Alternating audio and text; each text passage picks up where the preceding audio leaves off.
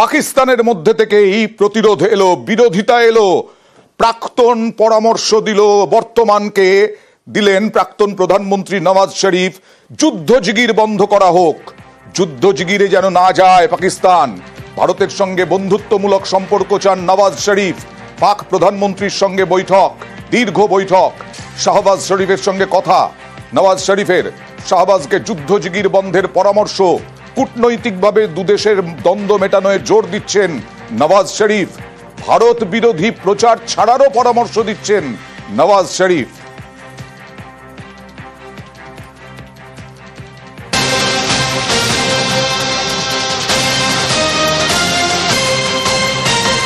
আরে তো খুব স্বাভাবিক, পাকিস্তানের পাশে চীন। ফোনে পাকিস্তান আর চীনের বিদেশ মন্ত্রীর কথা। নিরাপত্তার প্রশ্নে ইসলামাবাদের পাশে বেইজিং। পাকিস্তানের সার্বভৌমত্ব রক্ষারও আশ্বাস চীনের। পহেলগাঁও হামলা নিয়ে আলোচনা দুই বিদেশ মন্ত্রীর।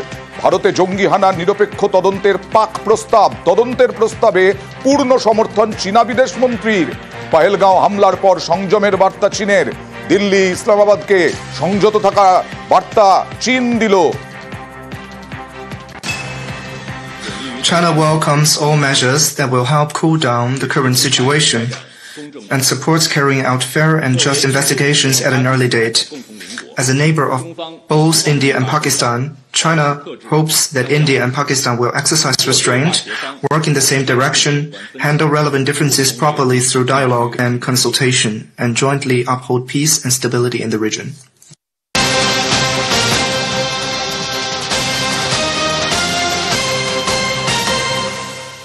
আর মুর্শিদাবাদ অশান্তিতে জাফরাবাদে হরগোবিন্দ দাস, চন্দন দাস বাবা এবং ছেলে খুনে আরো এক গ্রেফতার। যা জানা যাচ্ছে, রামপুরহাট থেকে এসটিএফ এর জালে আরো এক। কথা বলবো প্রতিনিধি অক্ষয়ের সঙ্গে। অক্ষয়, এই মনিরুল শেখকে কোথায় গা ঢাকা দিয়েছিল বা গা ঢাকা দেওয়ার চেষ্টা করছিল?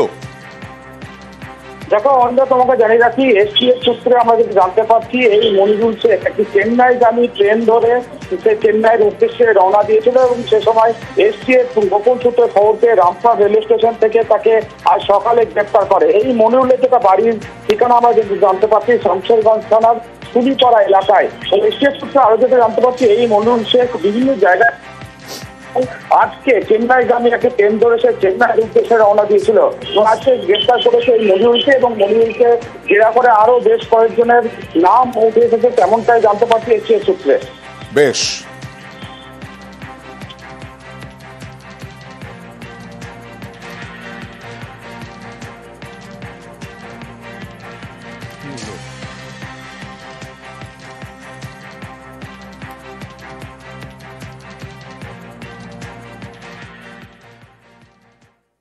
সন্দেশখালীর খবর দেখুন। শুভেন্দু অধিকারীর থেকে লজেন্স নেওয়ার শাস্তি এই কৃষককে।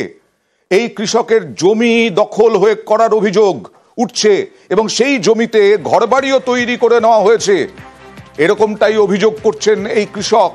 জমি দখল করে ঘর তৈরির অভিযোগ, মুখ খুললেই হুমকির অভিযোগ।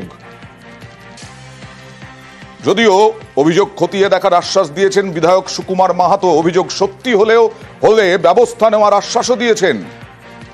অভিযোগ সন্দেশখালীর এই কৃষকের।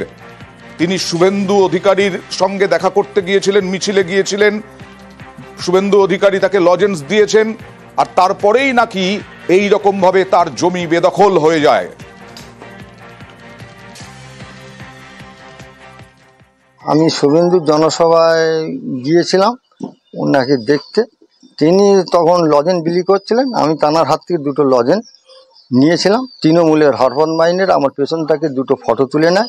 সেই আক্রোশে পড়ে আমার ওই 2 কাঠা জায়গা দখল করে নিয়েছে। অভিযোগটা করেছিলাম থানায়, বিভিন্ন জায়গায় যে যা পাচ্ছে থ্রেট দিচ্ছে, বোম মারবো, অমুক করবো, তুই কি করে থাকিস দেখি, এরকম ভয় দেখাচ্ছে এবং এই ইয়েতে আমরা আতঙ্ক আছি। আমি বিষয়টা খতিয়ে দেখে যদি ওই ভদ্রলোকের কোনো রকম অসুবিধা হয় সেটা আমি দেখছি, যাতে কোনোভাবেই জমি দখল না হয়। আমরা চাই না যে এরকম কোনো জমি দখল হোক। এটা আমি আমাদের দলীয়ভাবে তদন্ত করে তার উপযুক্ত ব্যবস্থা নেওয়ার কথা বলছি। পাকিস্তানে পোষা লস্করে তৈবা আমাদের 26টি প্রাণ কেড়ে নিয়েছে। তারপরেও পাকিস্তানের হম্বিতম্বি, পাকিস্তানের ঔদ্ধত্য কমছে না, আর আমরা ততোধিক শক্তিশালী হচ্ছি। রাফাল মেরিন আজকে চুক্তি সই হলো ফ্রান্সের সঙ্গে। 26টি রাফাল মেরিন কিনছে ভারত 63,000 কোটি টাকায়।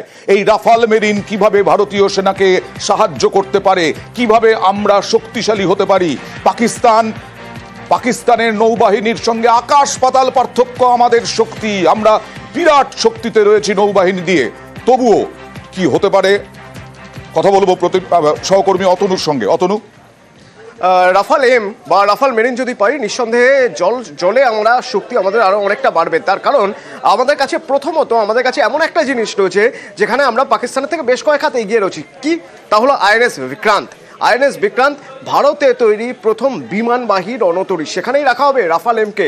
আর রাফাল এম যে বিমান রণতরীতে ল্যান্ড করতে পারে, খুব কম জায়গায় টেক অফের জন্য খুব কম জায়গা নেয়, খুব কম জায়গা নেয় ল্যান্ডিং এর জন্য। আর সেই জন্যই যেহেতু রণতরীতে থাকবে, কম জায়গা নিয়ে থাকতে হবে, তাই রাফাল আর রাফাল এম এর মধ্যে তফাৎ কি? বেসিক তফাৎ, রাফাল এম এর উইংস বা পাখা সেটা ভাঁজ করা যায়, ফোল্ড করা যায় যাতে কম জায়গায় থাকে। 2 নম্বর, ওই যে বলছিলাম যে খুব দ্রুত নামতে হবে, কম জায়গার মধ্যে নামতে হবে। তাহলে কম জায়গার মধ্যে নামলেও অনেক সময় যদি স্পিড বেড়ে যায়, সেই স্পিড চেক করার উপায় কি না, অনেকগুলো তার কেবল বেছানো থাকে রণতরীতে, অনেকগুলো কেবল বেছানো থাকে, টেল হুক থাকে, রাফাল এমের টেল হুক থাকে, যে টেল হুকে আস্তে আস্তে ওই তারগুলো সবকটা লক করতে করতে যায়, তাতে রাফাল এমের স্পিড কমতে থাকে। অত্যন্ত গুরুত্বপূর্ণ আরও একটা জিনিস, যেহেতু জলপথেই অ্যাকশন হবে, সেজন্য র্যাডার আরও বেশি শক্তিশালী হওয়া উচিত। তো রাফাল আর রাফাল এমের মধ্যে তফাৎ হলো, রাফালে যে র্যাডার ব্যবহার করা হয় তার থেকে আরও উন্নত মানের র্যাডার ব্যবহার করা হয় এই রাফাল এমের ক্ষেত্রে। পাকিস্তান তো মাঝে মধ্যেই জলপথে জঙ্গি ঢোকায়, সেটার উপরেও কি নজরদারি চলবে এই রাফাল দিয়ে? নিঃসন্দেহে নজরদারি চলবে। এবং রাফাল এমের আরো বড় গুণ হলো যে রাফাল সাধারণত রাফাল মিসাইল ব্যবহার করতে পারে, মিসাইল ক্যারি করতে পারে, কিন্তু Rafale M antiship missile carry করতে পারে, যেটা আরো ভারী হয়। অ্যান্টিশিপ মিসাইল ক্যারি করতে পারে। তুমি বলছিলে না যে জলপথে অনেক সময় জঙ্গি ঢোকানোর চেষ্টা করে, যদি জলপথে কোনো রণতরীও এগিয়ে আসে তো এই অ্যান্টিশিপ মিসাইল দিয়ে তার যে কোনো মুহূর্তে ধ্বংস করে দেওয়া সম্ভব হবে। ওকে, ইতিমধ্যেই এই চুক্তি সই হয়ে গেছে। চুক্তির ছবিও আমরা দেখাচ্ছিলাম আপনাদেরকে। ফ্রান্সের থেকে 26টি মেরিন রাফাল কেনা হলো 63,000 কোটি টাকায়। ভারত ফ্রান্স মেরিন রাফাল চুক্তি সই, এবং আমাদের যে নৌবহর, সেই নৌবহরের শক্তি আরো বাড়বে। জলপথে আমরা আরো প্রতিরক্ষা ক্ষেত্রে আরো অনেক বেশি শক্তিশালী হতে চলেছি এই 26টি রাফাল মেরিন দিয়ে।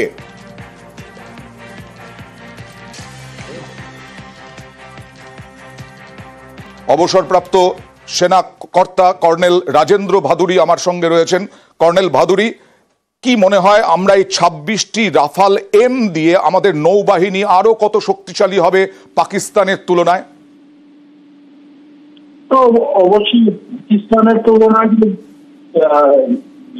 নেভি যদি বলা হয় অনেক বেশি পাওয়ারফুল হবে, তাই পাকিস্তানি এয়ারক্রাফট। আপনার কথা, সরি আমি আপনার কথা ঠিক বোঝা যাচ্ছে না, একটু যদি কোথাও সরে যান তাহলে যদি আপনার আওয়াজটা সঠিক আসে প্লিজ। আচ্ছা, বলুন। হ্যাঁ, মানে আমাদের শক্তি কতটা বাড়বে নৌবাহিনীতে, কি হতে পারে? না, আমি বলছি যে শক্তিটা তো অবশ্যই বাড়বে, কারণ অ্যাডিশনাল এয়ারক্রাফট তো নেভির বাড়াবে। প্লাস পাকিস্তানের সঙ্গে যদি আমরা করতে পারি, তাহলে পাকিস্তান নেভির কাছে কম্প্যাক্ট এয়ারক্রাফট নেই। তো সে 26টি হোক কি 30 হোক 10 হোক, ওটা তো নেভির কাছে যখন কম্ব্যাট এয়ারক্রাফট নেই, তাহলে তো এমনিতেই কম্ব্যাট মানে এর কম্ব্যাট পাওয়ার যেটা, সেটা পাকিস্তান থেকে অনেক শক্তিশালী। ওকে, থ্যাংক ইউ।